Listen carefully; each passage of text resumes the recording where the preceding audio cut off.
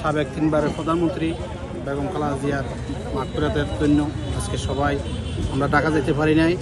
এইখানে খাগড়াছড়ি কেন্দ্রীয় জামাতে আমরা গায়েবী জানাজা নামাজ অনুষ্ঠিত হয়েছে।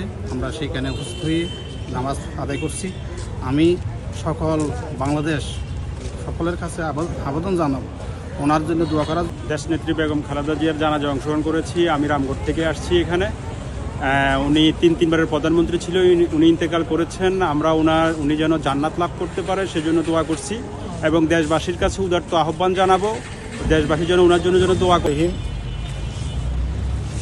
আপনারা জানেন আমাদের প্রিয় নেত্রী, গণতন্ত্রের মা, আপসীন দেশনেত্রী বেগম খালেদা জিয়ার মৃত্যুতে আমরা সকলে গভীরভাবে শোকাহত। আজকে সারা বাংলাদেশের ন্যায় খাগড়াছড়ি জেলায় আমরা ওনার মাগফিরাতের জন্য আমরা জানাজার মাধ্যমে আল্লাহ পাকের দরবারে আমরা ওনার শেষ যাত্রায় উনি যেন পরপারে ব্যস্ত নসিব করে সেই জন্য আল্লাহর দরবারে প্রার্থনা করছি। টানা তৃতীয়বার অর্জন করেছে দেশের সেরা সুপার ব্র্যান্ড স্বীকৃতি বসুন্ধরা টিস্যু।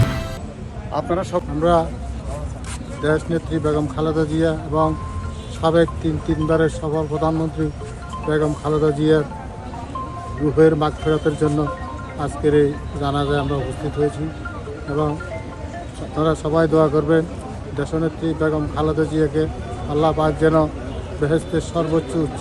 বেগম খালেদা জিয়া আমাদের মাঝে ডিসেম্বর মাসের 30 তারিখে চলে গেছে। দুনিয়ার মায়া ত্যাগ করে তার জানাজা শরীর করার জন্য আমরা এখানে আসছি।